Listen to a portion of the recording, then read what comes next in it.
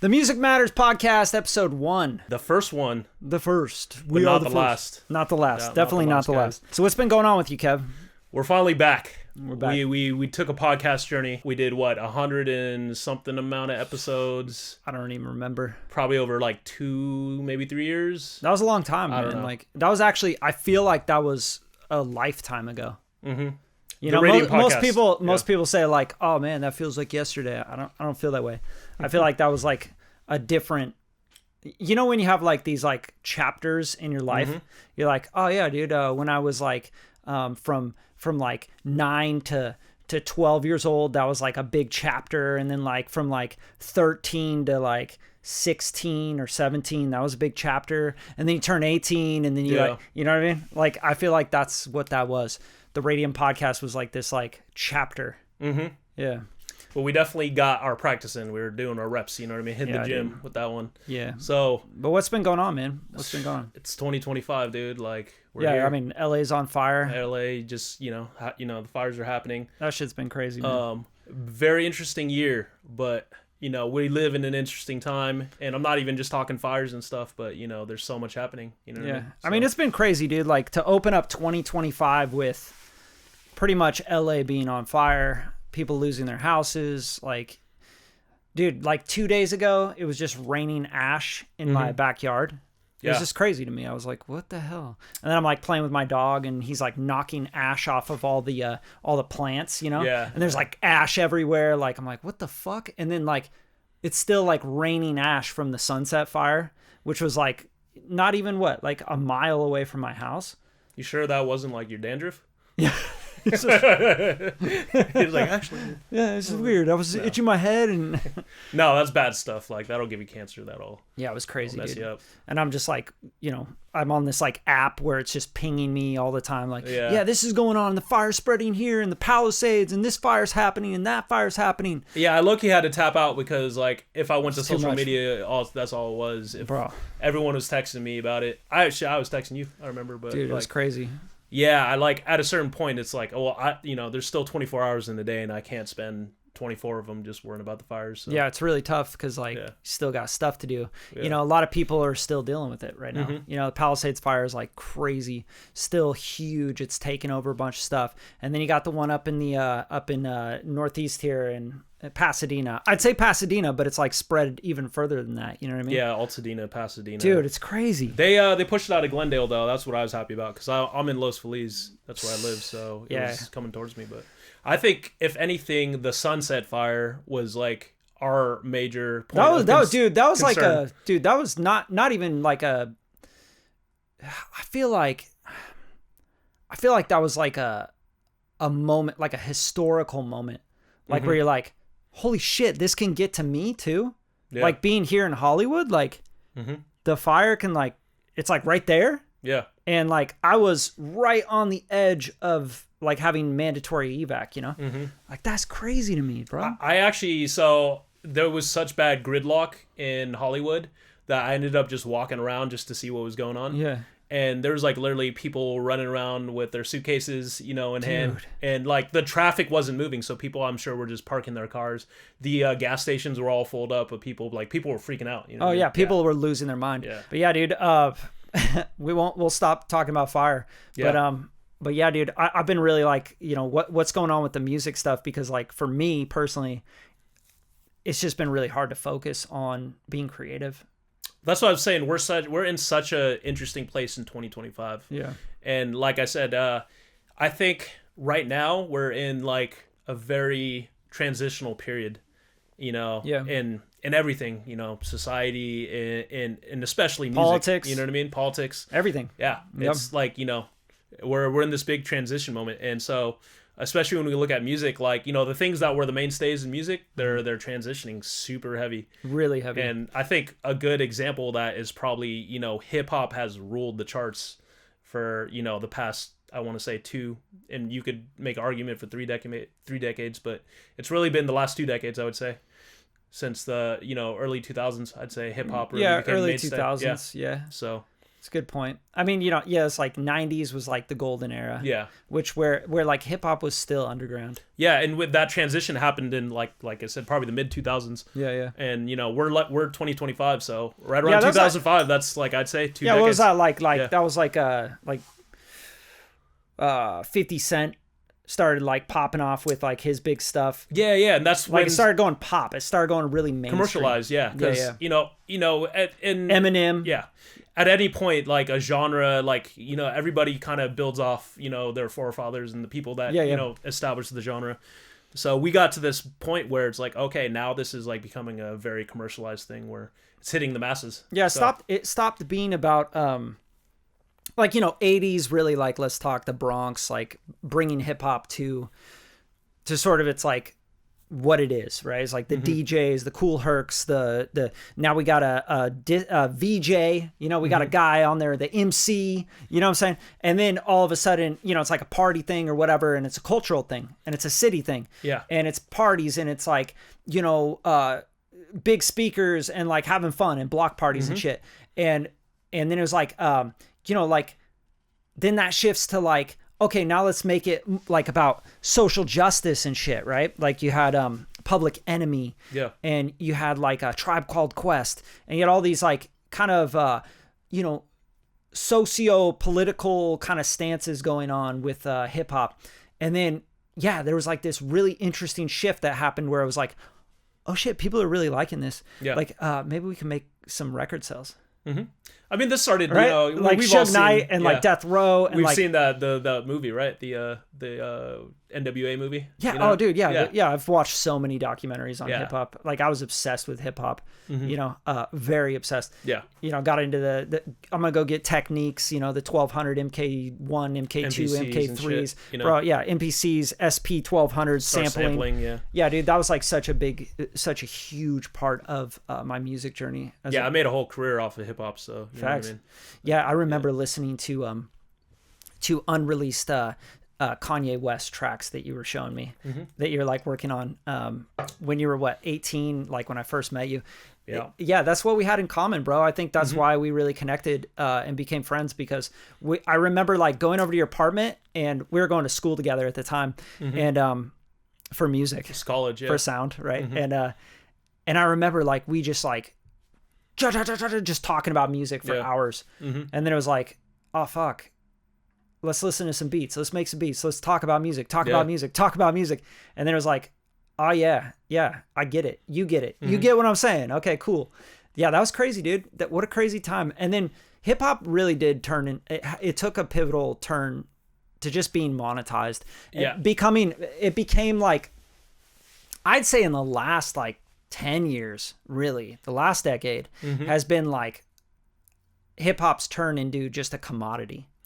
It's over commercialization. It's just like what happens with every genre. I mean, you also, you know, saw that in rock, because by the, you know, when we're talking this transition period, you know, when hip hop became the mainstay, that was from rock music, music, for sure. Band music. Yeah. But I think the tall tale signs is when your genre, when all the adjacent genres start, you know, bleeding your genre into it. Yeah. And so like right around that time, you remember you had the Adidas rock with like Fred Durst, and you know, you were getting Linkin Park was new metal, and, you know what I mean? So they were putting a lot of, you know, rap into it, and then you know, eventually that's what people wanted to hear more of, was the rap than the rock part. Yeah, bro. I mean? Like I remember when Fred Durst came out, you know, like, yeah, dude, the hot dog flavored water and shit, like that album was crazy, bro. Like at the time I was like in high school, and I remember my older brother, he had this 1991 gold Honda Prelude coupe, right? Yeah. And he had two Pioneer subwoofers in the trunk. They caught on fire once because we were listening to C Murda. Like he was just bumping it so hard, because like you listen to the Tank stuff, you know, and it just had the sub in it.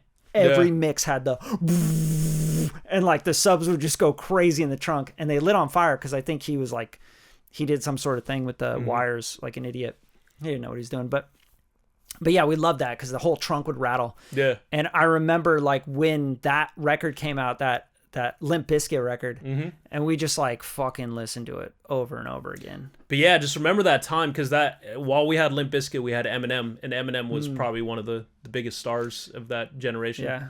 Hi, my name is what? My name is that was like the big one. Yeah. And he was talking all this shit, and people were like, "What is this like baby talking rapper?" I must have been in like 6th, 7th grade. I remember hearing all this music. Yeah, I was in high school. Young. I loved it. It was crazy. It was a wild time. Mm-hmm. But you know, like that's when I would just like flip between like MTV, VH1, MTV2, Much Music. You know, I'd just be like watching music videos all day long, like, you know, just soaking it in. Like, what's the best music video? Because it was crazy back then. That's how you absorbed music. It was a lot of music videos because, like, let's face it, you go to the record store and you buy a CD, which was like $16.99 to $20, you know, and you only like 2 or 3 songs off the record. Yeah. If it was good, you know what I'm saying? And you're buying like, you know, there's like 16, 20 songs on it, 12 songs on it, whatever. Yeah. And I remember just like music videos were where it was at. Like you would just watch music videos. There was a lot of money in it back then. That's what I'm saying. Those music videos were like hundreds of thousands of dollars.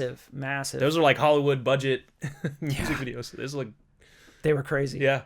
That like the Eminem one where like the Batman and Robin one, you know, where it was like him and Dr. Dre.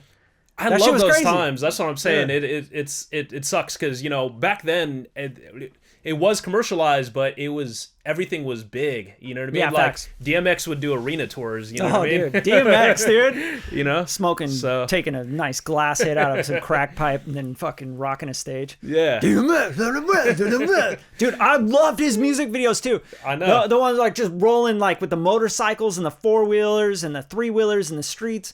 Pulling the wheelies, you know, like, dude, that shit was so tight. But let's talk about why that was so tight. Dude, that was like a Michael Bay movie, bro. I know, that's what I'm saying. They had all these... X gonna give it to you. Yeah. That shit was all so these hard. And all these artists, like even Tupac was in movies, DMX was in movies, facts, you know what I mean? Facts. So, yep. like, the culture was, like, you know, heavy. And I think at that time, and, you know, if we're comparing, you know, back then to now, why we love it so much back then is because...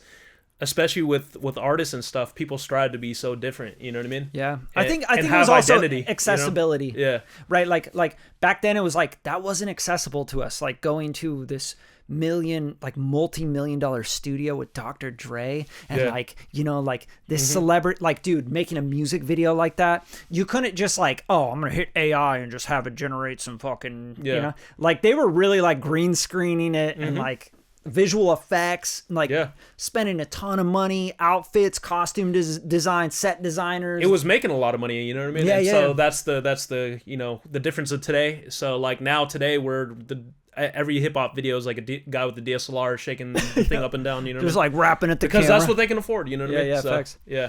I mean, shit. Even like, dude, I don't even think you know, making a music video right now is something that I would even recommend to an artist. Yeah. Unless the song earns a music video. Like, meaning the song's got to do so well naturally and organically from like, you know, just promoting it, making content around it, like TikToks, Instagram, YouTube, Shorts, etc., to the point where like people really go, man, this song is dope. I love this. And it starts trending. And, you know, like then you make a music video once it's like breaking millions of streams by you running like Facebook ads with, you know, $1,000 budget. You know what I'm saying? Yeah. Like you got to get proof behind it before you even think about dropping what, $1,500 on a music video. Ah, bro, you just throw out a video, and if you're lit enough, you know what I mean, they're gonna love it. So facts. You know, like fuck a marketing plan, bro. Fuck it, put it all, just drop it. You know, you guys better just love my music.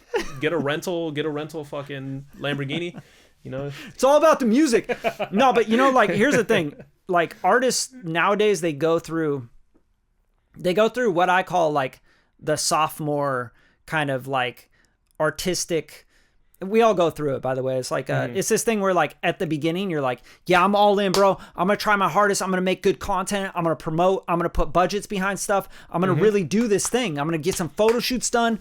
I'm going to really do this thing.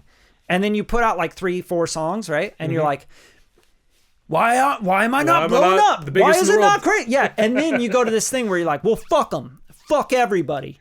And then you just like start like, I'm just going to put out music. I'm not even going to tell people that it's coming out. They should just want my music. It's this ego thing, bro. Yeah. It's an ego thing with music and artists. And we all do it because we're like, we created something that's so awesome. Yeah. Why can't people see that? Why don't they understand that? But the truth is, like, it's the marketplace that's looking at you, and your value in the marketplace is just not high. Like, nobody knows you.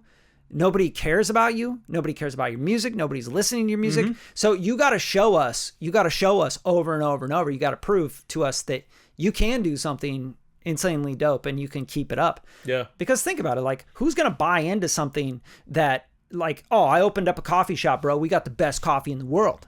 There's coffee on every corner. Every coffee shop says that, right? Best coffee in best burger in LA. Yeah. Best burger in the world. Voted best burger. Fuck off, right? So that's how musicians do it. And then they're like, they stop showing up. They stop opening their doors on Mondays and Tuesdays. And then they stop showing up on the weekends. And then they stop posting, right? That's the same thing as like closing your store doors. And then just like thinking that like you just got it and you're just dope and like people should just like the music for the music. It's like, bro, what? Well, I think you were talking accessibility because back in the day, not everyone could release music. And so facts. Everyone can release music now. Like, bro, and your good, grandma and put good out music. And good music. Yeah, so Go to we're Guitar almost Center. numb to it. Yeah. I think that's what happened with hip-hop. There's too much circulation of music. And so, like, in fact, like, everybody was kind of doing rap music for a while. Yeah. You know? Because it was easy. Yeah. So it was like you could literally go to BeatStars, grab a beat, and like take your phone, bro, like your iPhone. Yeah. And be like, yo, I got bars. I go real hard. I'm bumping in my cars. Like, dude, you hear people rapping and you're like, this is the most generic shit ever. And it's all the same shit. Yo, I got money. My jewelry is blinging. My shit is crazy, you know? And you're like, everybody is saying the same thing. Everyone's rapping the same way. Everyone's making the same beats. Well, that's the problem. That's why the genre is dead, because it's a commodity. It becomes a commodity. Yeah, it's too easy. You know, it's all the things we used to talk about on the podcast, like microwave music. It's like, you know, there's high fructose corn syrup, bro. Yeah, right away. So you're like, nobody cares about it. And like you said, the accessibility is the hardest part. So like what hip hop is and what is based in is basically spoken word poetry. Yeah. So like anybody can really write poetry, and it, like I said, singing it takes like, you know, building a muscle in your, you know. Yeah. So like singing, like, and I'm not saying one is better than the other. I'm just saying there's a little bit more of a barrier to entry. Yeah, so, yeah. I mean, you know, good rappers, bro, like, and good poets. Yeah. It's about cadence. It's about timing and rhythm and pocket. Yeah. And feel and saying something in a way that you've never heard before, you know? Like, and I think that goes with good singers as well and good songwriters, you know? Yeah. I'm just, there's, you know, I'm not taking away from any rapper. I'm more so just saying that there's a little bit more barrier to entry for singing, because I think with rapping, you can, of course, all these things matter, like I said, but I think you know, to hit, you know, what we would consider as normal is not as hard as it is, you know what I mean, to become like a normal, like, acceptable singer. Yeah. Because singing, facts. Yeah, I mean, even with autotune, we can still tell you suck, you know. Yeah, because it's like it's performance, it's like the feel and the emotion behind. It's all those things that you listed for rap, but then also put on like melody and then, you know, all the other aspects of. Yeah, because with singing, you're adding like note transition, right? Like bending, like from note to note, and the way you do that, you're adding pitch, you're adding intonation, you're adding so many things. Yeah, so many things. It's like, it's so much. And is your voice interesting or unique? You know, I think about that a lot with rappers and any artist. Like, I'm like, is your voice unique and interesting in a cool way? Not in a way that's just like different. You know what I mean? Like, oh, I'm doing something different. Look at me. And you're like, that's just kind of corny and cheesy and like, you sound silly. You know what I'm saying? Like, are you doing something dope that's like fresh? Like that feels fresh. And you can kind of like hint to, you know, the best of the best. You know what I'm saying? Like if someone came out and they're doing like Prince, but like 2025 Prince, and it's fresh and it's got a vibe to it.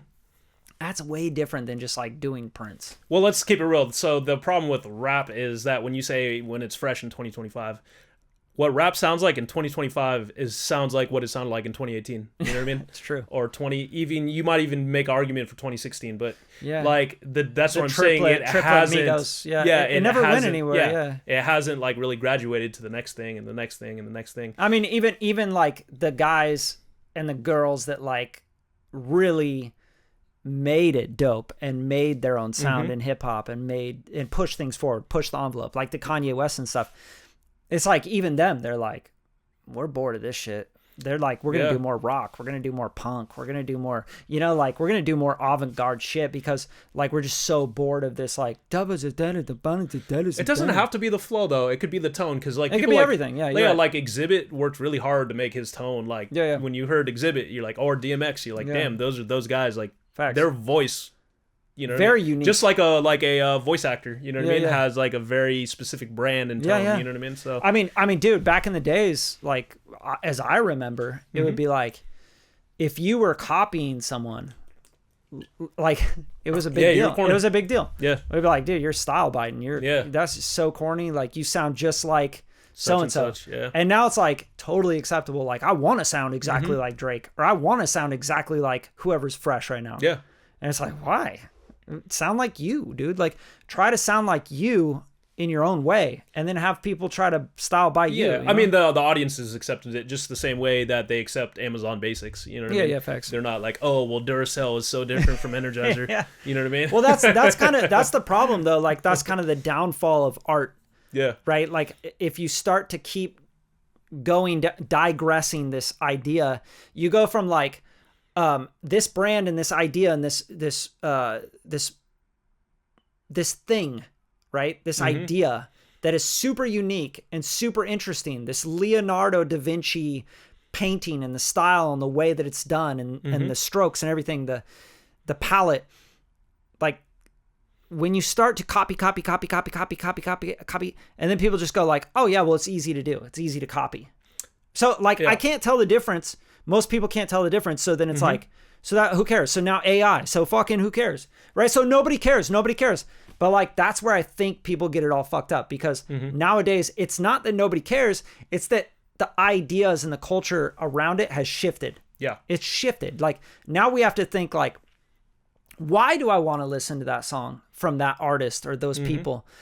Well, maybe it's because I like that person and I'm interested more in everything that they're doing and their style and their ideas, and they're coming up with new and different stuff all the time.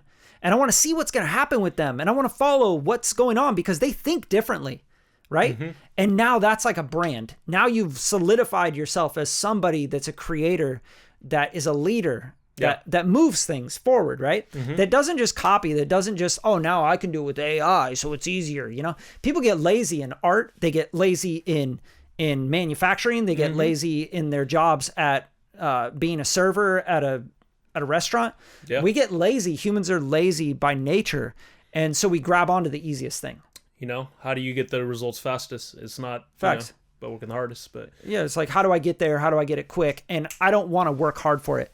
And then when people do that, they don't realize what they're doing is they're getting something that is going to not give them any payoff. You know, we get dopamine, we get serotonin, we get these feelings of like accomplishment when we do something that's hard. If we just hit a button to make an AI track, we're going to feel empty and we're going to feel like we're not making anything. Well, also too, we're not creating. That's the part of the commoditizing it is that those records that, you know, a lot of these artists were making, they're doing in 15, 20, 30 minutes. Like, oh, we cut 100 records last night in an hour. It's like, that's not a brag, bro. I know. So that's what I'm saying. If you can do that in 30 minutes, so can so many other people, which means it brings down the overall value of the genre. Yeah. But I think what you're kind of alluding to, too, just, you know, hearing you talk about it is like what another big thing that we're missing, and this goes for every genre, but I think hip hop is where we really need it, is the superstar artists. Yeah. So when you're talking brand and you're talking people that we care about the other things that they're doing and, you know, all these things, it's just like, we don't have superstar artists when we're talking DMX and Eminem and all these are like mega stars. And pop has that, like Chappelle Roan and stuff. Like they have, Chappelle Roan, right? They have these the Chappelle Show Roan. Show. Yeah. But you know, like they have these artists that are doing that. And they're pushing the envelope and they're doing different arrangements. They're not just the, you know, verse, chorus, verse, chorus, verse, chorus out. You know, like they're not doing that. They're doing different shit. And it's becoming like that in pop music, which is really interesting because like pop's always had superstars, you know what I mean? Yeah, but I would have never said like Chappelle Roan is like a pop. I would never say that she's a pop star. Well, I would have said like, oh, that's indie pop. That's like indie pop stuff. is the mainstay. Like, right, which is interesting. Yeah, though, right? I mean, like even Taylor Swift is doing indie pop. You know what I mean? Yeah, and like I feel like with hip hop, like it's now going into more musical areas. It's not just rapping. It's not. It's a lot of like. It's a lot of singing and stuff, going on. R&B. I mean, if you want to get to the technicals, like basically we've kind of gotten so used to the same 5 songs being made that like the innovation has been small. You know what I mean? Yeah. And so like when you hit critical mass, like innovation basically, and then you could apply this to everything. This is all technical stuff. Computing. But, yeah. But I think what's kind of happened is the average listener has gotten sick of just straight rapping, at least for male artists. You know what I mean? Duh. Like there's few people that can do it that we're gonna buy. Like we could say like who are some of the people like Kendrick. We're gonna listen to them straight rap with no melody, even though Kendrick uses melody. J. Cole. Yeah, but even Kendrick, the only reason, I think the biggest reason why he's even like relevant right now is because of all the diss shit. It's because we as people. I think that's taken too much away. I think he's one of our generational talents. In rap, so, sure, but I don't think. But take away the diss and the drama and the human need for that. Yeah. Take that out of there. And what do you got? You got a rapidy rapper, and people would be like, "Yo, that guy's dope," and the underground would be that guy's dope. But he's gotten so big in the mainstream because he went against the Titans. Yeah. And he went against the Drake, and there was so much drama around it. You know what I'm saying? Like, drama sells, bro. Like, but that's sex been a sells, mainstay. drama sells. Like, people want that, bro. That's a hip hop thing forever. You know what I mean? Yeah, sure. Jay-Z and Nas did it, and Tupac and Biggie did it. You know exactly. What I mean? That's and you're talking, made the genre, you're talking about those those artists at that time were the biggest in the world. Right now, if they came around and they were doing that same thing right now, I don't think it'd be a big deal. But I think it was a big deal that Kendrick took on the top guy, the guy that was in pop. Like, Drake is a pop artist, bro. Like, you're a rapper and you went in and you said, hey, I'm going to call you out. You know what I'm saying? And then it became a big dramatic thing. It was overblown. In my eyes, dude, in my perspective, I was like... I think it was great, though. I think it was great for the genre. It's great. It's great for the culture, the genre, everything. For music industry, for everything. For the for Los Angeles. Like, bro, it was great for Universal. Bro, like I live up here, like you go up into the hills here and like you would hear like houses just having house parties with that song just going crazy. Not like us, but never stopped. Dude, playing. It never stopped. It was everywhere because this is Los Angeles, bro. And so I get it. I get the culture around it. I get what that is. It's actually part of the genre. I'd say it's actually one of the main things that other genres don't have is like, pop stars beef, but no one, like, they're not doing it in a musical form. You know what I mean? I think that that's why it worked for him though. And why it was successful is he's going against a guy that's not a battle rapper. That's not that way. I think Drake wants to be, he hangs out with all the battle rappers and stuff, like Daylight and stuff. So but I think that's why it worked. That's why he was able to get Drake. That's why it worked because he got his GOAT, bro. Like that was the whole thing about like growing up in hip hop. And I grew up in hip hop.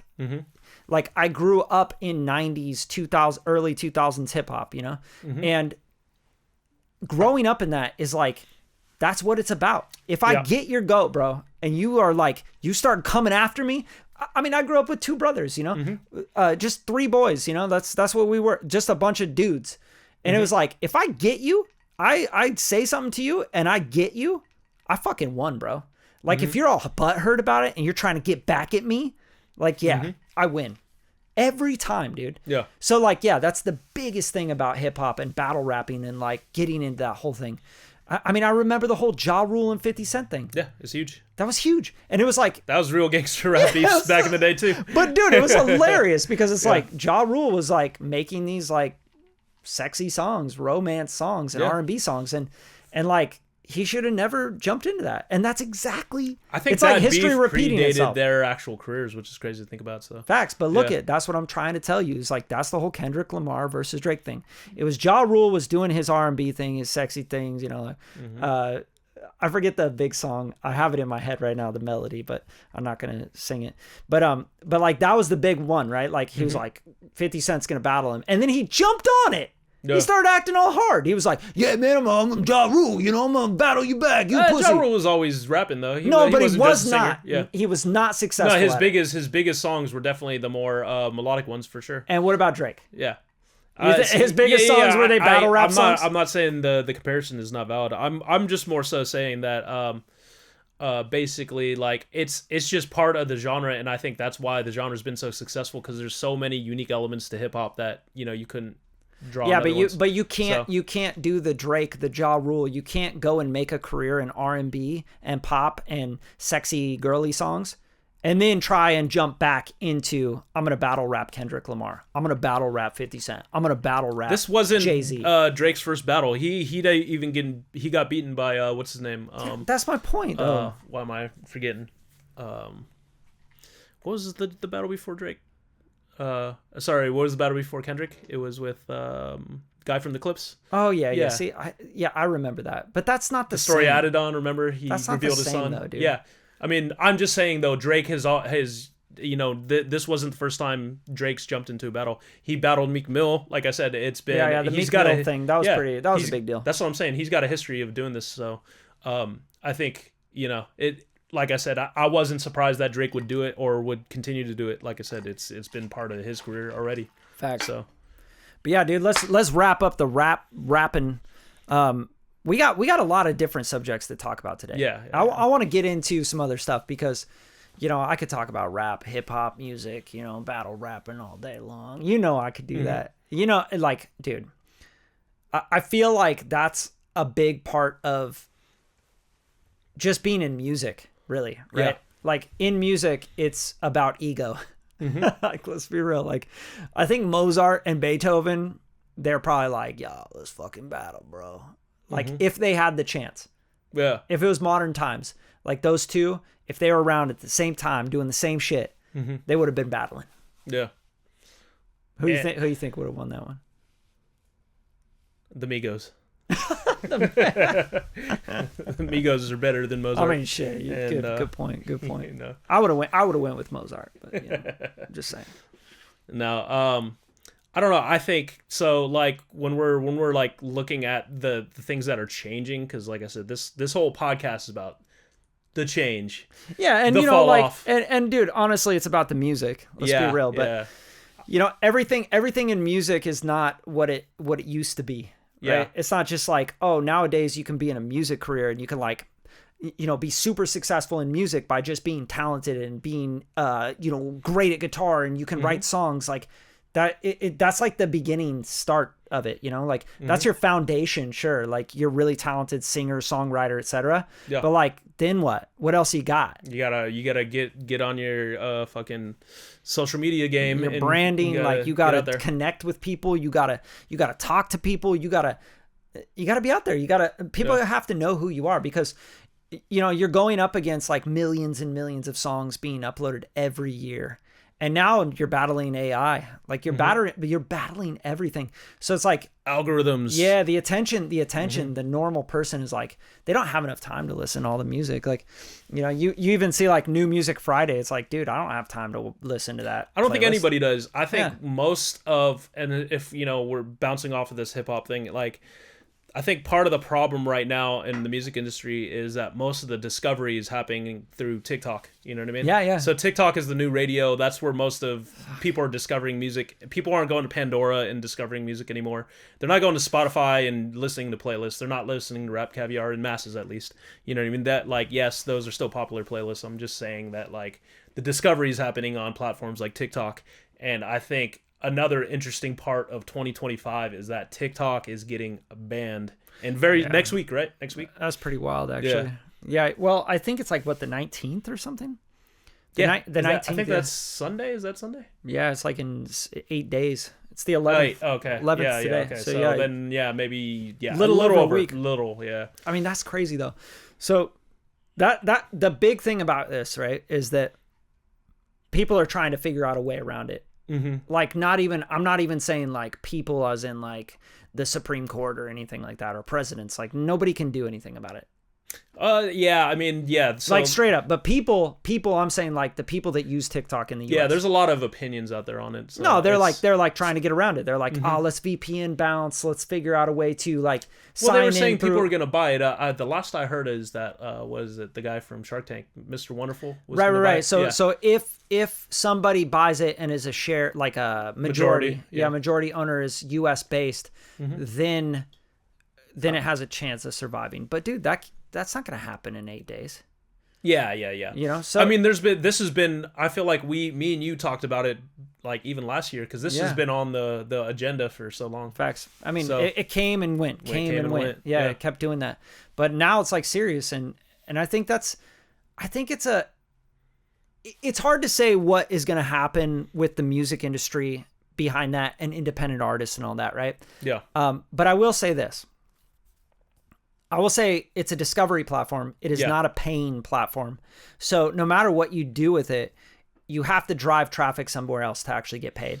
So for example, like you're not TikTok Live actually pays quite a bit though. Sure, but like from all the influencers. But that's like a different, I would say that's almost like a different revenue stream than like music, right?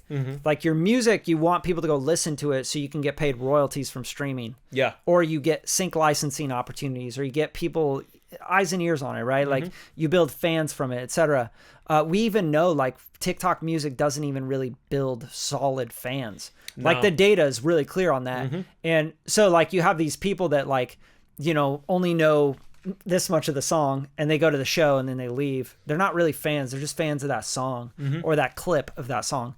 And so the big thing about TikTok is it's kind of like putting your commercial on primetime television. Yeah. And then like, are people gonna go and buy it? You know, buy the product? Yeah. Your commercial wasn't good enough. You know what I'm saying? So like the only way you really know that it's working is if you're getting direct streams from your Spotify, Apple Music, etc. Because that song did really well on TikTok. Yeah. Now that being said, like TikTok pays shit out. Yeah, it does worst, technically like pay one of the out. worst. Yeah, one of the worst. So the biggest thing about royalties on TikTok is you can have a video. It pays per video, not per stream on the video. Yeah, so it's really kind of fucked. It's a usage of the song. So you get a video that goes 10 million, it goes crazy viral, right? With your song on it, you get paid for like one usage of your song on that 10 million. So like that's why TikTok is just kind of a scam. I'll be honest, and it gets people sucked into it. Let me get your position on this ban then, because are you for or are you against the ban? I'm not for the ban at all. I'm very against it, and the biggest reason being because I think it's all bullshit. Right? So like here's the big thing. Okay. So when you talk about banning a social media platform because it's Chinese, it's Russian, it's whatever, right? It's our enemy's platform, right? It's owned by our enemy. So what they're doing is this is what it's going to court for. They're analyzing search terms. They're not analyzing how the platform actually works. Yeah, the CCP stuff, right? Yeah, so they're not analyzing the For You page, which is how the platform works. If I go on my TikTok and I go to my For You page, that's where I'm going to see my music, the people that I follow for music, musicians, creators that are making music and showing different, plugins and keyboards, etc. I want to see that talent, and that's what I'm looking at. And that's what it learns. It learns that, and then it gives you more of that on the For You page. It's not giving me what I don't already want and what I'm not already seeing. That's why every social media platform tried to copy and is still trying to copy their algorithm. I think they successfully, or maybe the algorithm. I was about to say their feature set has been copied. Yeah, but the algorithm has not. Yeah. If you go on Instagram Reels and you start like scrolling and like looking through Reels, it's not going to give you most of the stuff you see on it. You're like, why the fuck is this showing me this? I don't know how any of these algorithms work anymore on any of these platforms. Instagram story, like their story algorithm is pretty good. But that's because there's a lot of ads that are served in the stories. Yeah. So like the ad platform on Meta is really good. Like because like, dude, if you like good this, for who? It's good for the advertisers. Yeah. For sure. But it's also like it's locked into what you like. If you watch a video, it knows, like if you just stop on an ad and you watch it, like you watch it for 3 seconds or more, like you really watch it, it will serve you so much more of that kind of shit. ZuZux is the grand data collector. He's got it down to a science. Crushing it, right. So I don't like the ban because the band. I don't like the ban because they're banning it off of these pretenses that have nothing to do with how the platform actually works. Yeah. They're like searching stuff and then going, yeah, see, look, this is what they're feeding Americans. It's all propaganda to make Americans think that China is like this great place. Or whatever. So, but I mean, it's like, are we not doing that with everything? Like we do the same goddamn thing. Yeah. But I think if you look at what China's doing to American stuff, they're banning the fuck out of it. So, but what I was going to say though is, so what I think, because I'm gonna play devil's advocate for the sake of this podcast, just so we're not just agreeing, and you know what I mean. But what, I think what they're looking at though, you know, what the evidence that they're using and providing to actually, you know, go through with the ban is, I could probably agree with that. It's pretty much dog shit. Yeah, it's dog shit. They're pulling shit up that they want. But I think more so the idea behind the ban is that. That they're basically collecting and able to manipulate the population at a large just through, because the internet is so prevalent in just about everybody's single life, and the amount of attention that they have on that particular app. I think it's probably the most usage out of especially in a certain age range, which is what they're talking about. Right. So if we're gonna do that, we have to change the whole system of how social media works. So right now, there are actual bills in play for social media platforms that basically say that they can, under the fact that they're privately owned businesses, that they can do whatever they want with how they censor stuff, with what they show you and when they show you it and why they show you it and where you're located, geo-fencing, all this stuff. They can do whatever the fuck they want because they're a private company. Yeah. So I'm Meta, I'm private. So guess what? Half the world, like over 4 billion people, use that app every month. Yeah. Right.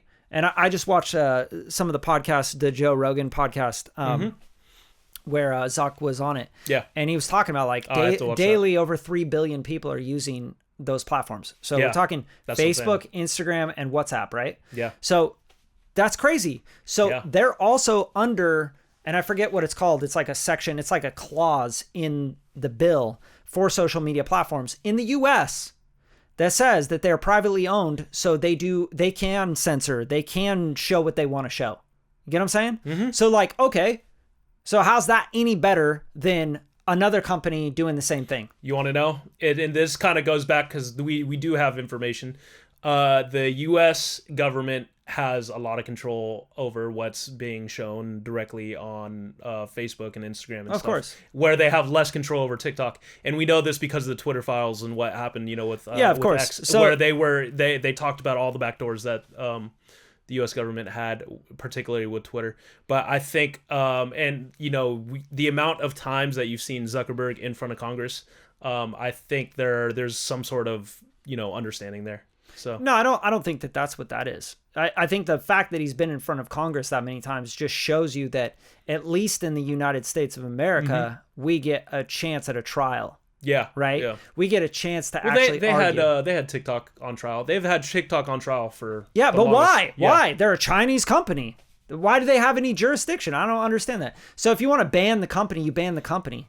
Oh, I'm off. Just so you know, saying, though, like my position is free internet. So I think the fact that the government has any hand in the internet is kind of a scary thing, to be honest. But, facts. And look, dude, I'm not like. Here's the funny thing. The funny thing is that people will automatically assume that you either are left or right or whatever, right? Like they'll constantly do that because that's just what humans do. We constantly want to categorize things, right? We're like, oh, if you believe that, then you're definitely a leftist. If you believe that, you're definitely a right-wing Republican, you know? Like, they do that because people are fucking stupid, right? Yeah. The IQ in the world is so low, it's fucking insane. Yeah. Like, if people took an IQ test, they'd be like, oh my God, we have, like, a lot of mentally not there people. You know what I'm saying? And I'm under the conclusion in my head, I'm thinking to myself going, okay, so who cares what happens? What matters is that everyone gets a trial. They all get to argue their opinion. They've had a trial. Right. Yeah. And then they've argued their opinions. So and you could make that argument that's been going on. Right. But it's not based on evidence of how the platform works. That's what my whole point is. Trust me, I think we're more in agreement. If you keep on arguing that the floor is gray, right? You're like, the floor is gray. And you're like, well, that's not what we're even talking about, right? They're like, yeah, but it doesn't matter because the floor is gray. And you're like, yeah, but the conversation we're having is whether it's linoleum or vinyl, and vinyl is the problem because it has these chemicals in it that cause cancer. Yeah, but it's gray. I'm more so just trying to tell you what the government wants, and they want American ownership in that company. Of course they do. And like I said, control, they can control the narrative.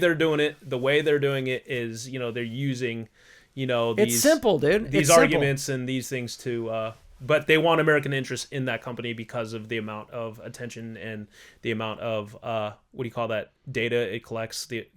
Facts. Especially, you know what I mean, and I think the argument they're making for the most part is the youth, because it is probably the number one youth platform, I'd say. Oh yeah.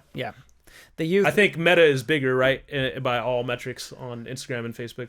But you're right. Yeah. You're right. The user base definitely sways younger on TikTok.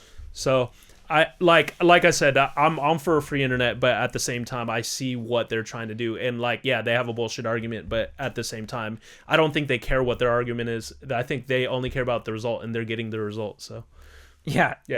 I think a big part of it is if you have someone else, and I get both sides of the argument, right? Mm-hmm. It's like if you have a country that is communist and doesn't even it doesn't align with how we do things at all, right? Yeah.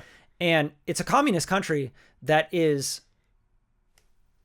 has so many people on it from our nation that is now being swayed by that.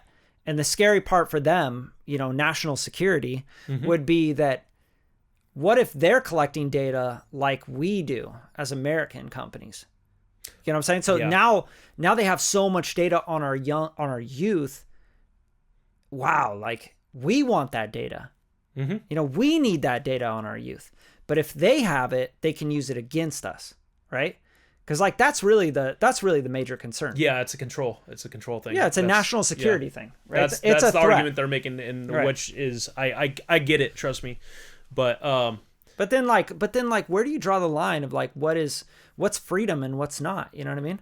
Yeah, I mean, are you free to go to China? In what sense? Can you eat Chinese food? Can you speak Chinese? You know what I'm saying? Can you understand their culture? Can you research it? Can you study it? Can you travel to China? Can you go there? Yeah, of course you can. Mm-hmm. I have friends that have lived there for years, literally. Mm-hmm. So where do we make this division? It's because it's on the internet and people are so stupid. People can buy a plane ticket and go to China, and you can stay there for, I think, probably the same amount of time that you can stay here as someone that's traveling. It's 6 months before getting your passport stamped. That's most countries. Yeah. Right? That's freedom. Mm-hmm. So why can't we use a Chinese... we buy shit from Temu. Mm-hmm. Is that a threat? Are they putting chemicals in the shit that we buy from Temu? Is it a threat? You know what I'm saying? What is the problem? I don't know their analysis because, like I said, I'm not. But you get what I'm saying. They've clearly made an analysis that they need to get. So if this is the scary part to me. Okay, here's what I'm trying to get at. If the American government or any government is so threatened by a social media platform that's collecting data on people, whoever it is, it doesn't matter. You're American, you're Brazilian, you're Chinese. I don't give a fuck who you are. They're so threatened by that, the fact that people are on that platform and their data is getting collected from the Chinese government. Mm-hmm. So that tells you that that's such a powerful thing. And they're doing it to us right now. They're hearing this conversation, I'm sure, right? Everything is tracked in the US.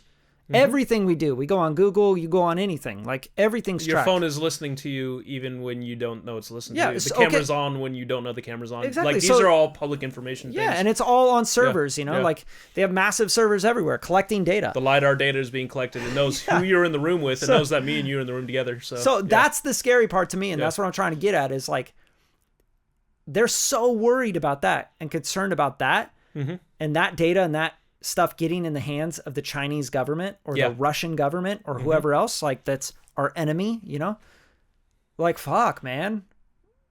why are they allowed to collect all this data on anybody? I think because like we all use the phone every day. You know what I mean? I mean, this goes in the deeper topic of the privacy thing. You know what I mean? And yeah, it's crazy. Or like pretty much. Yeah, doesn't our Apple iPhone like tell us like in every commercial that we're like so protected? It's the most private.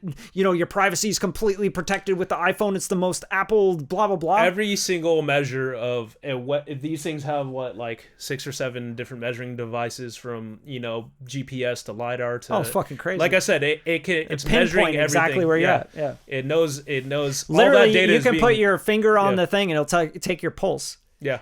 With an app, saying like that. Yeah. The technology is getting so insanely good that like, there's a point where like, where do we stop trusting anybody, including our government, like what's the point? Like, why do we give so much power and control to governments and agencies? Like, we're humans. Like we vote with our dollars, right? And if we buy something and it says, this is private, right? This is private. This is your phone. Yeah. And it's got all these privacy things, right? That's what we're doing. We're paying $1,200 for that, right? But then they're like, oh, no, that's out. Like, you're on Facebook now. You're on Instagram. Oh, no, we're tracking everything. Like, no, you don't have any protection. Yeah, I mean, Patriot Act, bro. No, it's not a big deal. Like, they're putting blocks in it. Like, I think Apple's, increased privacy over the years quite a bit. And, so like, remember when you were uploading, photos to Instagram or TikTok? Like, now you can have it manage what you can allow these apps to see.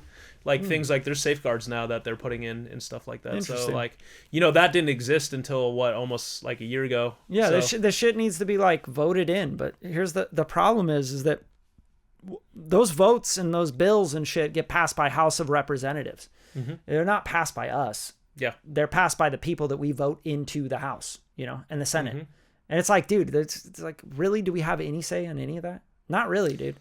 It's all private interest. So at a certain point, we're so disconnected from the decision making that all we are doing is funding it. Yeah. Well, I'll just give you your tax dollars. And then, so the only thing we can really do, like, and I'm talking about this like from like the perspective of an actual musician and a working person, being an entrepreneur, having your own business, right? The only thing we can actually do is vote for people that have good tax agendas, right? Like people that are like, we want to take tax down. We want to take tax down. We do not want to keep taking more and more of American working people's money.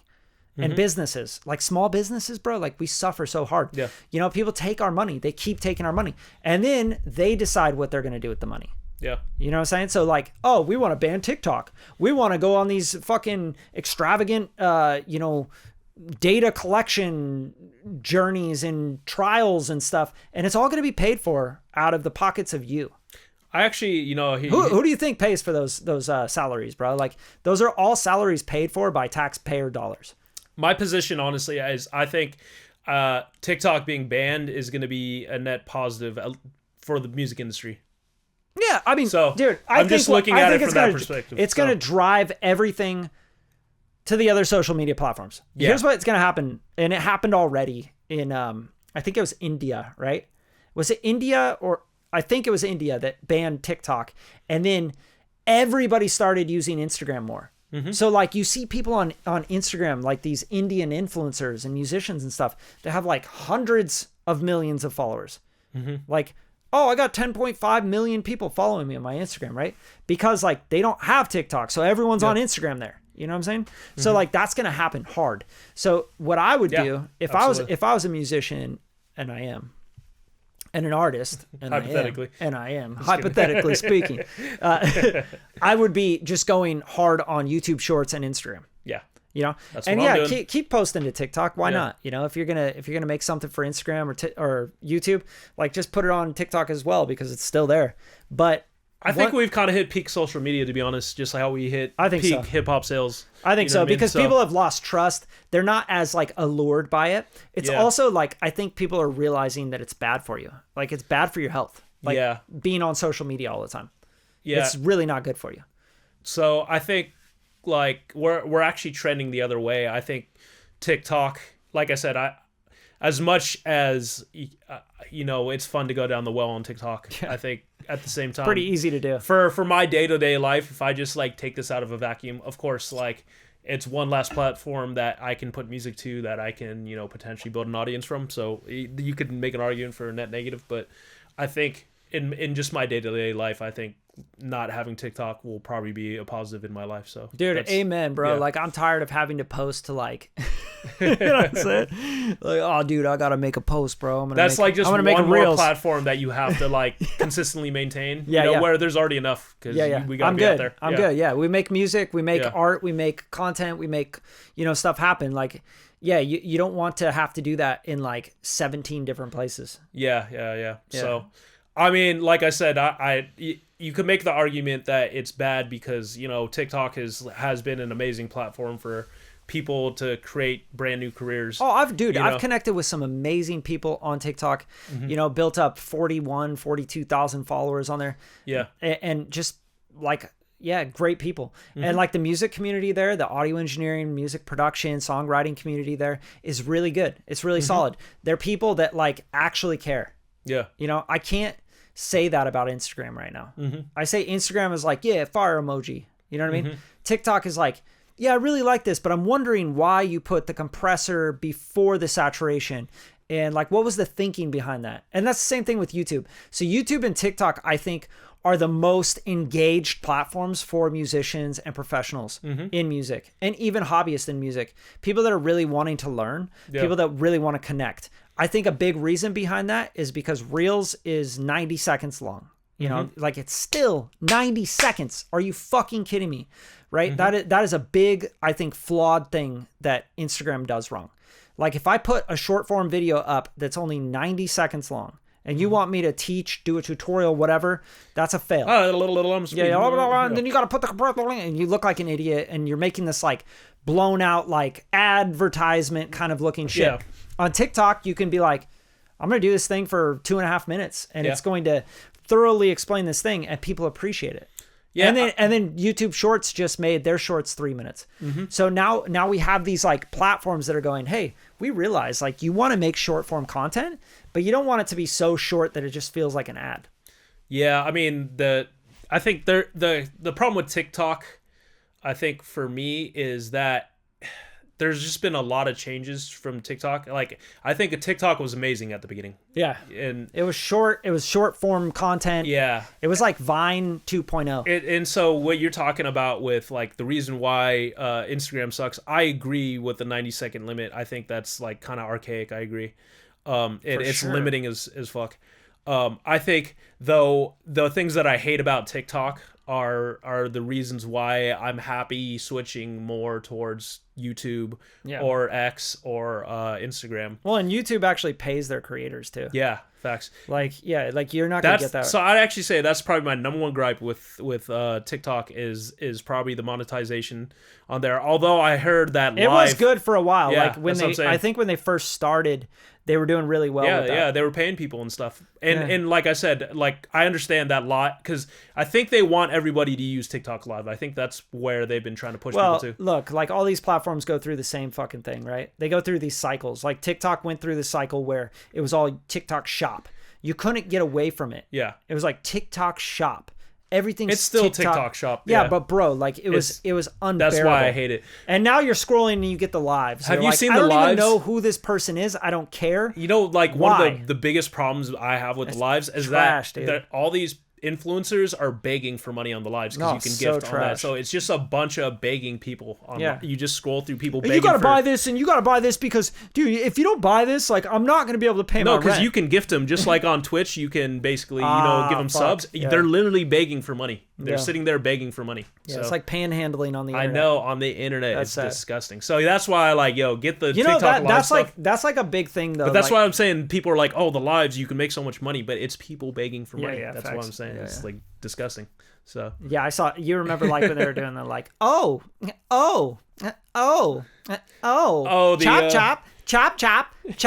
Like what the fuck was that shit? That's still going on. That's what's that called? The certain things part of the internet I'd rather not know about. I'm sure there's a name for it. We need the guy on the laptop like, hey Jerry. What's that called? I'm turning 34 this year. You know what I mean? Yeah, I can't you're keep not up trying with these young to, kids. Facts.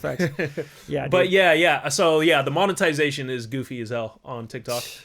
And Amen, dude. And then also, here's another thing about TikTok monetization. You can't monetize a video unless it's over a minute long. Yeah. So that's a big thing too. Like I'll do something and I'm like, yo, I think this is a great piece of content. I'm not trying to monetize, by the way. That's not what I'm doing.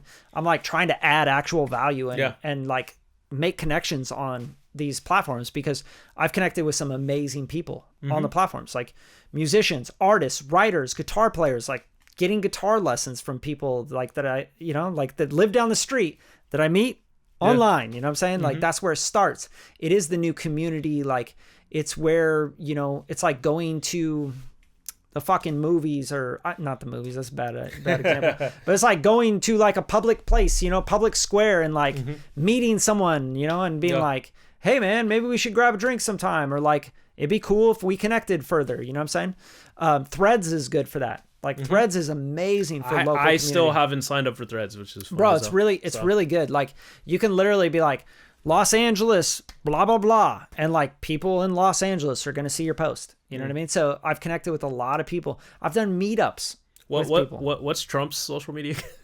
I don't know. It's like freedom I have something. no fucking clue, bro. That's weird. He has his own version of Twitter. That's because you're or Threads or whatever, which is hilarious. That's so weird. Yeah. I mean, it makes sense. Like you're the president of the United States. Truth Social. That's what it's called. Yeah, gotcha. But like Threads, it's so funny because Instagram is just known for copying everybody's. Oh yeah. They took Snapchat stories. Oh yeah, Threads is they like took Threads X, right? is basically taking Twitter, and then it's X, Kevin. It's X, yeah. It's so weird calling it that. They should have never changed that name. That was a terrible idea. Dumb. Yeah. Elon's smart as fuck. I think he just did it to fuck with people, but at the same time, it's like I think it'll adopt the next generation. But I'm too damn old, I guess. Facts. You know what I mean? I can't go on X anymore. It's just like everything's politicized. It's fucking crazy. Oh it's like the new one, Blue Sky, is it called?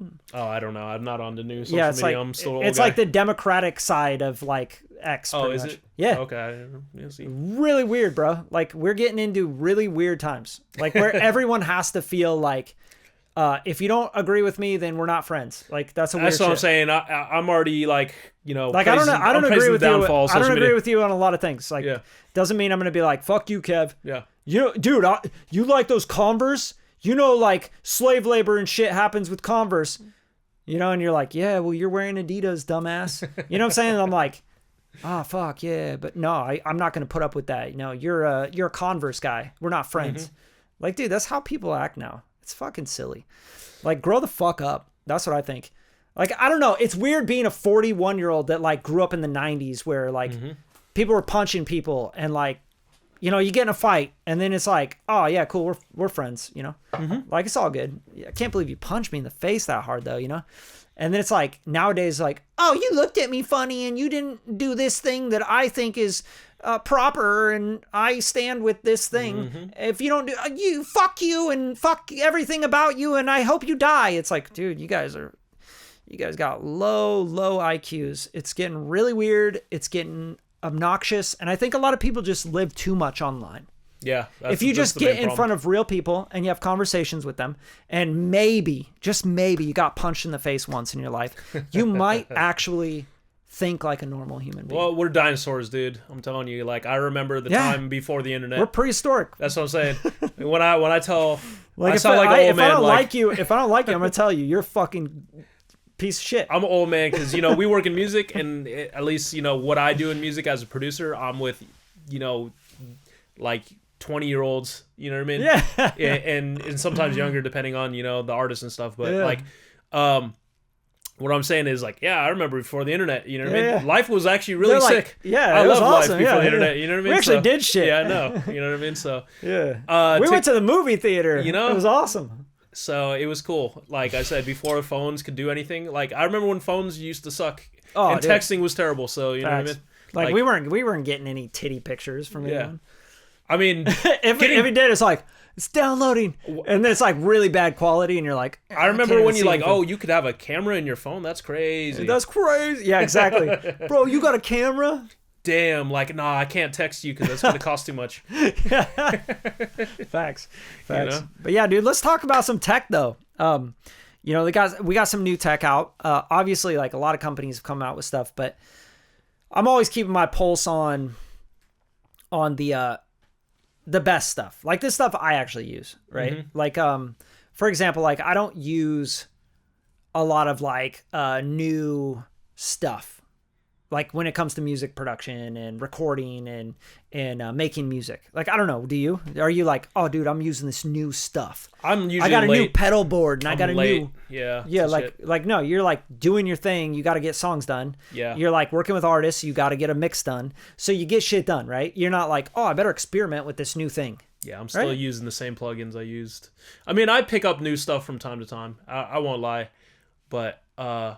But you know, like those things surface, right? Like, I'm a working guy, so like yeah. So they surface. Yeah, so it's like you hear broken, it, don't fix it. You know you get into 4 or 5 different sessions, and by like the 5th session, you're like, dude, these people keep saying the same thing. You know, they're like keep telling me about this gold clip thing. You know what I mean? I keep hearing about this thing. So that's kind of like how it is for you. For me personally, I'm on social media. You know, I'm pretty active there, and I'm in contact with a lot of different vendors and people that make this stuff, right? And I just like, I'm friends with them. But I'm also like very interested in that stuff. You remember like when we first met and you like taught me how to crack plugins? Yes. You remember that? I don't crack plugins. He's lying, guys. No, that never happened. And what he's he talking showed about... me how to crack them. I had no idea how to do it. I was like the old guy, like I was like, piracy is illegal. We do not condone piracy on this podcast. I don't at all. But like you taught me how to crack plugins, and then I went crazy with it. And I remember he's the crackhead.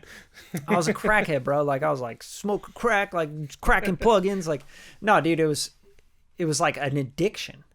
Like I was like, but like. One thing that I never got over with that addiction is just wanting new sounds and new plugins. Like I want new tones. I want new things that I want to fuck with, like I want to add it to my new song and I want to see what it does. And I feel like somehow like I'm ahead of the curve and like, no one's using this shit, like I'll have like the you still are that guy. Cause you know more, you're all about the new plugins. You ask me like, have you even using this? I'm like, I don't even know what you're talking about. Yeah. And I jump on them and I'm like, dude, I'm using this plugin that's not even out, like it makes you kind of like do stuff a little different with your music. Yeah. It's just the thing. So anyway, so like Universal Audio, obviously like they make plugins, but they also make the hardware. And so when I found out that they put out new Apollos, like everyone's going to know about that, right? Like that's a big deal. And they're the staple for most studios, I'd say these days. Like everywhere I go is Apollos. Because it's like solid. It's solid stuff. Yeah. Like we're actually recording with an Apollo right now, like the X4, right? So like the Gen 2s came out and the guys over at UA sent me one to just check out. And they're like, hey, check it out if you want to make content with it. Is it that one? Yeah, the one that's there. And so I did like a blind shootout sort of thing on the YouTube channel, which was really cool. You got to give them a summary of what your results were. Yeah, it was actually pretty wild because like I did a blind shootout with the UAD Apollo X4, the Gen 2. And then I also had the Focusrite. So Scarlett? No, the Presonus. Presonus? Oh yeah, no, I did have the Focusrite Scarlett 2i2, but it was like the Gen 2 because I think that one sounds better. Yeah, I got that one. A lot of people didn't get that either. They're like, this is stupid because it's the Gen 2 and we're on Gen 4 or 5 or whatever. I'm like, dude, the Gen 2 sounds better than all those. Because they just make them cheaper and cheaper. Yeah, because people don't understand what Focusrite is. Focusrite was actually like Rupert Neve. Like he was designing a lot of stuff for Focusrite back in the days, and it was actually really, really, really high quality. And then it just kind of like,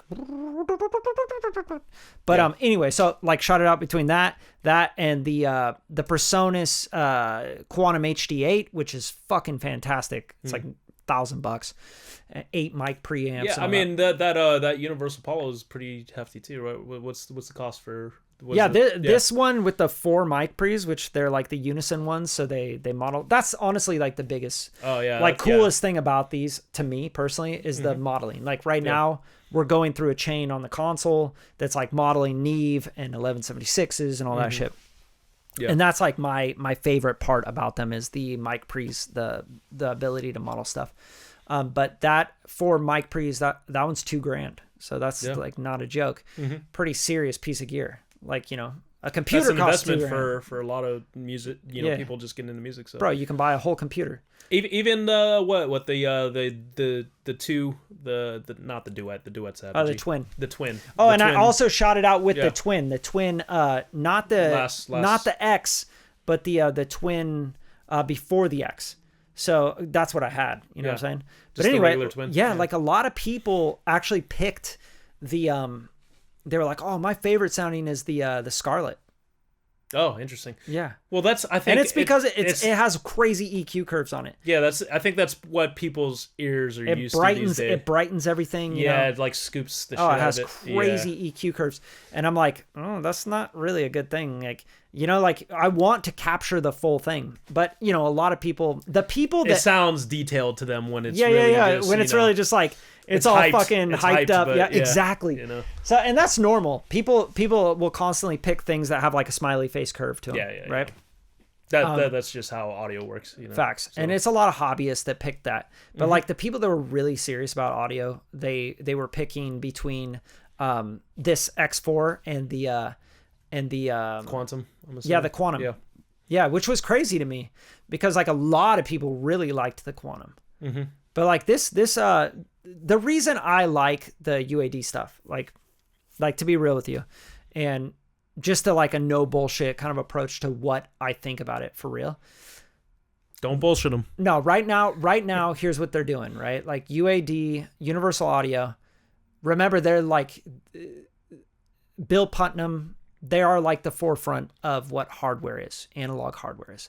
So when they started making interfaces and making digital recording plugins and all that stuff, they were making the greatest stuff that ever existed. And I remember you had to save up like $300 to buy a plugin. You know what I mean? Like, do you remember those times when you like had, and then you'd run out of processing power. So you'd like save up more money to buy like another, Shit, we did a whole TV show, remember? On using the old Apollos and stuff like that. And you used to have to let me borrow one of yours because like I didn't have any. That's right. That's right. Yeah, dude, we were scoring a TV show. That's right. So like this was like a real serious thing. We were running everything at maximum. Like we ran out of Pro Tools tracks. Yeah. We were running out of DSP. We were pushing everything to. Isn't that crazy? Yeah. And that wasn't even that long ago. I know. Yeah. But like, was that maybe a decade? What was that decade? No. It was like 6 years ago. Yeah, maybe 5-6 years ago. Yeah. But like, dude, like, yeah, technology moves so fast. I know. And right now it's like at a compounding rate. Yeah. But like the UAD stuff has changed so much. The hardware is like rock solid. To me, it's like the most rock solid hardware ever. Like like my twin that I actually sold. I sold my twin. It was not the X, but just the one before that. Regular. And bro, like I had spilled coffee on that. I spilled beer on that. I spilled water on it. It had like loose screws in it. Never ever had a problem with it. I'm not gonna lie. I've used a lot of twins. I've never owned any. The only UAD stuff I've ever owned is a satellite, and I still have an 8-core satellite just for mixing. But every studio I've been to, the power supplies always go out on those twins. So like I've just seen it. It's happened at this my publisher studio, Beachwave. So weird. Like they have Apollos in every room. So they've. You're talking about the brick, like for the twin? Yeah, no, because the brick shoots the power inside. Like I want to even just say maybe the power socket or whatever is going on the actual unit, because they've had to send it back. Like that's what I'm saying. Yeah, they've been a faulty unit. No, they've been through a bunch of twins. That's what I'm saying. Like why in an keep actual, buying them? That's what I'm saying, in a facility. Well, I think just buy a rack or something, you know? Yeah, but I think there's something nice about having a desktop unit. You know? Yeah, it is nice. It got the built-in talk back. Yeah, you've been through every dial. Apollo, right? The desktop unit is like almost. I like it. It's nice. I would say so. I think just kind of analyzing what you were talking about, because I'll be honest, I didn't watch that video, but and I'm gonna be honest. Like I've been on the same system. I'm one of those guys. You've known I've been on the Lynx Auroras since like you've ever met me. I've had my Lynx Auroras, my Aurora 8s. You still have the same ones? I haven't changed them. Crazy. The drivers don't even work on my operating system, but they sound amazing. I've used his Apollos, and you use like the blackface Apollo. Yeah, blackface Apollo. I've used these Apollos. I haven't really used the new Gen 2 because that came out in November or something, right? They're great. They're so good. Yeah. But nothing has really came up against those Auroras, and they're old as shit too. So yeah. So okay. Yeah. When you're talking about Auroras, though, you're just talking about conversion. There's a sound card in them. I have the sound card. Yeah. I have the USB sound card in it. Yeah, but that's all. It's all just conversion. Yeah, there's no preamps. Yeah. But I have Neves. I have 1073s. Yeah, but like, dude, for the price of an Aurora and Neve 1073s. Yeah. You know what I mean? Like, yeah, $1,500 gets you a twin Gen 2, with 2 mic pre's where you can pop on Neve, SSL. Oh, I know. Manly, I know. The preamp modeling in it alone, that's why you buy it. But then they're rock solid. You can travel with them really good. Yeah. But they're also like the A to D and D to A on them are really, really good. You want to know what my travel recording is? Scarlet. Scarlet. Gotta have the Scarlet, yeah. Because you know what? I can't do it.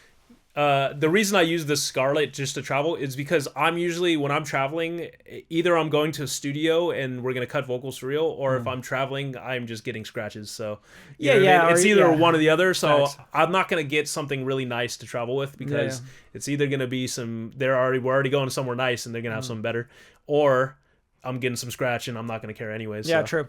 So the thing about the Scarlet, though, like that I do love, bus powered. No drivers it's necessary. A shit stick, you know what I mean? No, bro, it's like... You can't fuck it up. It's crazy. Like, I still have one, dude, the Gen 2, right? Yeah. I plug it in, it works. Plug it in, it works. You know what I mean? And, like, still, like, with the knob, the volume knob, I'm like... Oh, yours is noisy? Mine's still chilling. I just do it a little bit, wiggle it for a little while, and then it's like, cleans up the pot. Good. But, dude, like, that thing, never any drivers installed.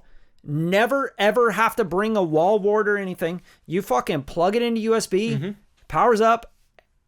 Like Logic sees it right away. Pro Tools sees it right away. That's what I'm saying. Like, who does that? You know, you can't. Everything has their own place, and so I can't diss the Scarlet. Me and you've been through it all. I used to have a 003 rack. I had an M-Box 2. You had a 002? I had the 003. Oh, you had the 003. I had the 002, of course. Well. Yeah. But that's what I'm saying. We've been through every shit interface, and those Scarlets, like, you can fuck them up. And you know what I mean? Like, that's what I'm saying. I've been through so many versions of the M-Box. Like, I hated every single one of those. So, yeah, but, like, a good interface to me, like, the reason I really like these interfaces is, first of all, I do a lot of mixing, and I use the plugins. But big thing is, for me, is the console. Yeah, so that I guess I never got around to that because we started talking about Lynx Auroras and all this stuff, but I think more so your the ecosystem is everything for you. You know what I mean? Facts. And that's like I'm sure that pre-Sonus Quantum, and I've never used it, so I can't speak on it, but I'm sure that thing sounds really good, but it doesn't have the ecosystem. It's just like all the people like, well, PC's better than Mac because I can it's so much cheaper and I can get the greatest graphics card in the world. And everyone in Mac is like, it just works. I turn it on and it works. It works, and I can get to work and I got to get shit done. And that's I mean, I use Apollos all the time, like I said, in so many different studios. Like, that's why you get an Apollo, because the ecosystem, like, if you're trying to get to work and you need to, you need to throw these plugins, you need a Neve sound, you know what I mean? You can throw that exactly, in. Dude, I got my vocal chains dialed in. I got the consoles all routed. So, like, I got my X6, all my synths going in there. You know what I mean? Like, anytime I can just unmute them on the console and just, like, play right through it. No latency, nothing, If I need to, like, for example, I'm doing like eCam screen cap and I'm doing lives and shit on YouTube, etc. I can monitor what I'm doing and what I'm like if I'm cutting vocals or whatever. I can monitor directly off the console, no latency. I don't need to go through the eCam driver, the OBS driver that causes all this latency. So you're trying to like do a live stream and you're trying to sing, but you're hearing like, no, you just turn your fader down in Logic Pro and turn up the console or unmute it. And the console is the powerful part. It's like a lot of interfaces don't have that. The ability to just add all these plugins, real-time auto-tune, send to a really nice Lexicon 480L with no fucking latency. Yeah. Like, it rocks solid too. And like, dude, you're modeling the impedance, your impedance matching on the Neve 1073, on the Neve 88RS console preamp, the SSL console preamps. Like, the preamps are... You couldn't compare it to any other interface, because like you could say like, oh, well, what about this interface? And it's like, yeah, but they don't have what UAD has in their preamp technology. Yeah, I mean, like, everyone's almost even tried to copy that. Like, I've seen Antelope try to put the same sort of thing. They try. UAD has done it for so long, and they, like you said, they come from the hardware, so they know exactly how to model it. But I will say at the same time, like, let's be completely honest, all the real-time stuff, love it, but this new generation is still using the old Shark chips that they've been using since the beginning of time. Yeah, and I think I think they're they're steering away from them. Yeah, and that's what I was going to get to. They have the UAD-X. You got computers coming out that have 14 cores, 16 cores. I don't even think it's the core count. I just think that the latency thing in the future won't be an issue, because the amount of processing that M1s, M2s, and when we're on like M10s and M12s. Yeah, I mean, we got M4 Pros, M4 Maxes out. So I think UAD knows that. That's why they've been switching so heavy into native. And look, dude, like every company has to do that. Yeah. Do you remember like using Pro Tools where you had like I can't even remember, like TDM plugins that were running off of the cards in Pro Tools HD, right? Like all that stuff is dated now. Yeah. Unless you're in a film scoring, cinematic movie avid kind of setup, you don't really need that shit. Yeah. Who needs that? Yeah. I mean, you got dude, you have a decent like Mac Mini with an M4 Pro in it. Yeah. And you're like, you're blasting through shit, bro. Like, I think for music, like I said, especially for music, we used to push though. Like, it just depends on the projects you're doing. Well, that's what I'm saying. Like, unless you're in like an avid movie scoring, like you don't need HD Pro like running TDM plugins. That's the whole point of like, why would you do that with an interface? You know what I'm saying? Like who's mixing records that need like that many fucking UAD plugins? And I mean, I won't say that, because I still mix records that need that many UAD plugins. I still have like a quad core satellite, 6 cores in my X6, 4 more cores in the X4. Like, you're using them all or what? Yeah, I'll max them out on a mix. Yeah, depending. I'm about to say, and I think because that's kind of one of my arguments now is that. But then I can go to UADX and I can kind of balance out stuff. Which is nice, because they're making more and more of those plugins. I'm going to be completely honest. I almost primarily use UADX at this point, because when I'm moving sessions around from my laptop to my desktop, studio computer, or even my home computer. Yeah, you're not trying to plug in a bunch of stuff. Yeah, I don't want to have to worry about cores and stuff like that. You know what I mean? Facts. But I think UAD knows that. But UADX, there's this one issue with it. They're missing stuff. Yeah, of course. No, like for me, like my shit resets. Like where I open up a session and it's like, you need to... preset? Oh, you have to activate? No, dude, what the fuck is that? Yeah, that's... You guys gotta fix that. You gotta fix that. Yeah.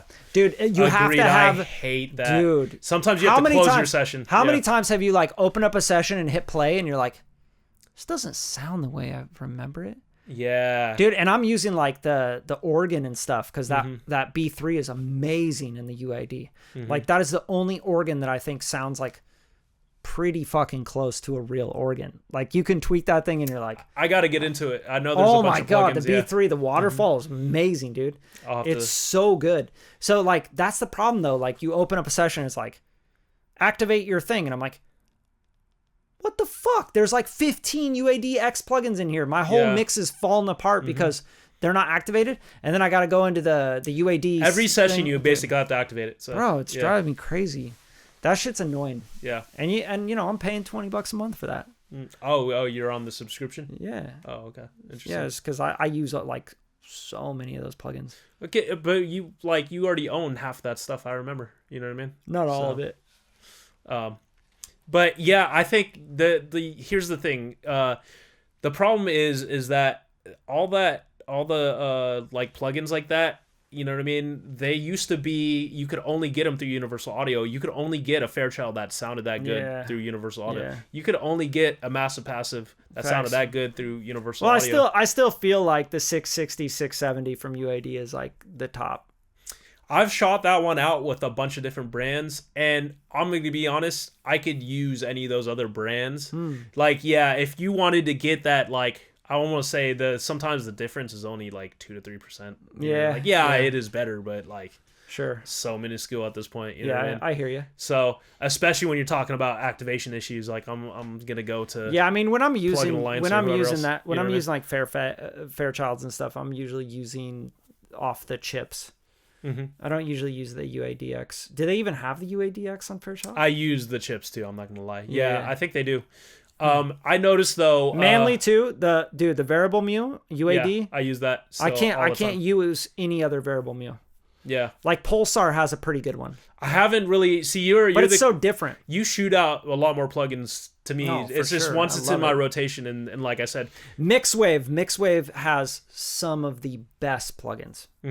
You got to tap in with them for sure. I'm a heavy Plugin Alliance user because like I even just, Plugin Alliance has good stuff. It always feels a little cheap to me. I use their API strip, and I used to use the UAD API strip, but I like the Plugin Alliance one better. But I still like the 2500 from the UAD better than any 2500. Hands down. That 2500 is irreplaceable. I don't think anyone will ever model a 2500 as well. But what I noticed is that 2500 is a little bit cleaner than like an actual 2500, and so some of the other hardware is always going to be kind of a little different because it's all has that hardware thing where you hit something with it, like a complex waveform with a hardware, and you do something with the knobs and it hits that one spot and you're like, the fuck? Like that you don't get out of a plugin.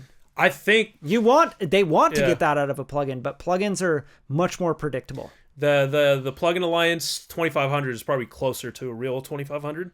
Maybe, yeah. But just like their SSL, their like G series comp, you know, what is it called? The Townhouse. I use the Townhouse. I love that. I love that. But what I was saying is I'm sure theirs is closer. I just love how, like, because the version in UAD of the 25 is just cleaner and punchier. And so punchy. Regardless of whether you hear it sounds those like op amps. You feel those op amps. But regardless if it sounds like the hardware or not, I'm still leaning towards that. Still love it. Yeah. I totally agree. But I guess my whole point with bringing that up is that UAD now has a lot of competitors in the plugin space that are punching at their level without, needing to buy into the ecosystem and, all the other things. So, the guys over at Kiev Audio. Yeah, see, Brad's on the plugins more than me. I'm just, bro. Like, I'm tapping in with some new shit. Like, because there's such great designers out there now. Like, you have guys out there that are spending their whole fucking life savings on this. You know what I mean? They're like, I'm going to make the greatest dude, just like Ryan Schwab, he's like, I'm going to make something really dope. Like, if you talk to him about this stuff and the way he's doing it, like, he's like, man, with Gold Clip, like, I just went way too crazy with it, Yeah. It's like, you kind of have to if you're going to do that game. It's like, why are you going to be in music? Why are you going to be in this competitive, like, balls to the wall? Very few people actually make a living doing it and then do half-ass at it. Like, why are you going to be the Temu of fucking audio engineers if you're going to be an audio engineer? Like, it's just no point, dude. What are you going to be on Fiverr? Like, oh, man, I'm going to do a mix for $50, bro. No problem. It's like, how is that fulfilling? Oh, bro, I do presets and I throw the thing on and I get it done. It's like, get it done? That makes no sense. No fun. You're not pushing any envelopes. I mean, it's not even that. I just don't get a lot of time to shoot out, or I have multiples of the same sort of thing. I have so many LA3As. I have so many SSL channels. The LA2A game is like saturated. They're so saturated in plugins. Like you can't excite me about another 660 plugin. You know what I mean? Like there's so many things. Like I'm already. Although the Unfair Child is pretty dope. That's what I'm saying. You can't excite me about another one because I'm sure it is dope. I have no doubts. Yeah. I've never tried it, but I find like a plugin that does a thing for a thing. You know what I mean? Mm-hmm. Like I'm like, this does this thing on my snare. This does this thing on my bass. You know what I mean? And then I'm just like, that's what I use on basses. I know how to get something fast and get to that point where I want to go. Like, oh, I love this saturation. Like, for example, use the Pro Q3, Pro Q4. I'm still using... You want to know? This is how you know I'm old man. I'm still using the BX Digital like everyone else. Yeah. I mean, but that's your thing, right? So if I have the Pro Q3, but you have like the V3, the BX Digital, right? Yeah. You know what? The truth is, everyone sends me sessions with the Pro Q3, so I had to buy it just so that I could open people's sessions. But like, I don't really use it as much because I'm just so used to the V3 because I can swoop frequencies so quick on that. That's my point though. Like you know how to find that thing that you do. I know how to do. Right. I get to what I need to the fastest on Facts. it. Because I even bought the what's the soft tube YCQ. I was like, oh yeah, this is gonna be my new daily driver, and I just never opened it. I'm not a fan of it. Yeah. It's really sterile. It's just like that's what I go for. It doesn't sound musical. When I go for like an EQ to just clean out frequencies, I want clean. You know what I mean? Yeah, but I mean the Pro Q3 is like much more musical. I mean, like it doesn't phase shift and add weird shit to it. The thing that I liked about the Pro Q3 is that obviously you can modify it in a gajillion ways. That's really cool. But at the same time, most of the EQing that I'm doing is simple. So like I don't need crazy dynamic options and you know what I mean? I'm just doing some simple. But you do a lot more production and pre-production and stuff. I still mix. I mostly only mix for my client stuff that I've produced. So like I'm not taking outboard like other people's production and mixing it. I'd rather just work on my own. So it's hard, huh? Yeah. It's hard to like I still do mix. Very rarely I mix people's stuff like that's produced by other people. But when I do, I'm like, just change the production, bro. I know, because things like you're like, bro, the problem is not the mix, bro. You got like 5 things in the same what the frequency. fuck is this kick drum, bro? Like you pick the worst kick drum for the song. Why are you stacking 3 of them? Why is there an electric bass, an 808, a sub bass, and then what is this other bass? Why do you have so many basses? Yeah, bro. What are you trying to do with those? Can you mix this, bro? Can you mix this, bro? Mix what, dude? Just mute this and mute that, and there you go. It's done. Yeah, I personally don't have the time. Just put it in the track. Yeah, but you know what? At the same time, so like I said, I'm all about what you were talking about. Like, I'm such a go guy because I have to fart out so much music that like I need something rock solid. Like I heavily recommend UAD just because of all the options. Like the ecosystem is ridiculous. Like if you set it up and you got your chains, you got your console ready, bro. Like vocalists come over, like writers come over, and like Marco's they just got sound so good right away. Marco's got the UAD mic. We were messing around with the modeling. Like I said, the ecosystem is untouched. You know what I mean? So you can model I think that's mic. what they've been building in the last in the last 5 years. They've really been focusing on that. I saw what's his name? The drummer, what's it with his brand? He tried to basically do what UAD was doing. He did a modeling mic too. He did the Slate VSX. He did the headphones. He did the modeling Slate mic. ML1. Yeah, the ML1. They did that before. I have some Slate plugins, and like I said, and those were always cool. But I think that's funny that you call him the drummer. Yeah, Steven. Yeah, he's a drummer. Right? Yeah, isn't that funny? I mean, most people don't know that. People don't know that. Slate that's because like Slate the drum guy. Slate was drums. Slate drums. Yeah, Slate drums. That's what I'm saying. We're dinosaurs. I guess most kids wouldn't understand that, but Slate. He's making dope shit. He's always made dope shit. Yeah, all their plugins are great. Like, but everything. I think he got out of the digital his digital brand at least, right? He's not doing the mics and stuff. He sold that company. And so that's what I'm saying. That I still fuck with it. I have the ML1 upstairs. I love it. I use it all the time. And I use it with like I love the there are like all these different mic modeling. I'm surprised you never got the UAD mic or the Townsend or whatever. You know what I mean? No, I didn't. It was too complicated, I felt like. Like, oh, you need 2 mic pre's, and then you got to balance it, and then the stereo. I'm like, dude, I don't need that. Fucking plug it in, turn it on. Yeah. Like the Slate stuff, it's like you plug it in, you go put the plug-in on, and you pick your mic. I feel like they've made it easier. And then you just go flip through mics. Now that UAD bought Townsend, I think they've made it easier. No, you guys, send me a Townsend mic, and I'll check it out. But like, I don't know, dude. Like, I feel like when you get a workflow going, just like you're saying with the V3 EQ, you know, it's like you get a workflow going, you know how to get to that thing that you're looking, like you're hearing in your head. You're like, I know what that sound is. Yeah. And I know how to now physically go boop, boop, boop, and make that sound come back out of the speakers. You just don't go like, oh, I wonder what else I could use to do this. Why would you do that? You're like writing a song. You're trying to get creative. Like a lot of the times it's about flow, right? Like I try to get into a flow state. Yeah. Like every day for me is personally like I try to wake up and go to the computer and make music because, you know, and I learned this from Quincy Jones. He said, you know, the best music you make in the studio is when you're like in that delta state, like right before falling asleep, like you're almost like napping and you just like a melody will come to you or something, you know? And like when you wake up, the best thing to do, like that I've been doing personally is I'll wake up, I'll just have like electrolytes and like a morning like water with electrolytes sort of thing. Sounding very hippie-ish. Super hippie. I'm kind of a hippie. Trying to get my flow state, bro. No, for real. And I'm like, I'm still tired. I don't have coffee or anything yet. And I go in and I make music for an hour. Yeah. And because like, dude, when you just do that and you don't think about it like, oh, I should do this or I should do that or I gotta wake up or whatever. Like you just go and you start, like I'll leave the last session open or whatever and just start making stuff and start writing.